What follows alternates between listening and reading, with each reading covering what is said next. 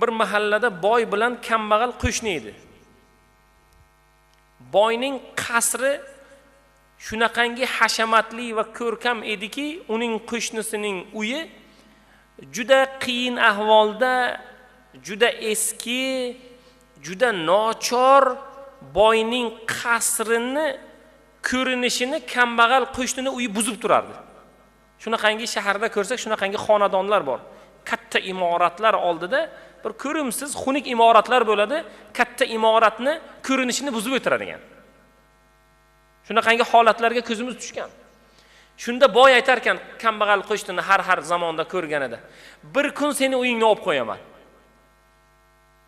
deganda, u aytar ekan, ya Robbi, endi-ku boyga meni kuchim yetmaydi. Mabodo haqiqatda ham olib qo'ysa, men nima qilaman? Kimga arz dod qilaman? Bu boy bo'lsa, mahallani zo'rlaridan bo'lsa. Bu mabodo men shu narsaga muhtojman, sen hech narsaga muhtoj emassan-ku. Dedi-da duo qildi. Ya Robbi, dedi, duo qildi-da, Allohu akbar dedi. Qaytayotgan vaqtida Alloh taolo boyni imoratini ham o'rniga qurgan kambag'alni imoratini ham bittada yerga yuttirdi. Alloh taolo. Duo ijobat bo'ldi. Olimlarimiz nima dedilar? Agar duo qilinganda Ixlos surasi o'qilinib 1 martami, 3 martami o'qilinib duo qilsa, u duolar ijobat bo'ladi. Birovga bir haqdormiz, birov bir ilinjimiz bor, Allohdan bir narsa so'rayapmiz.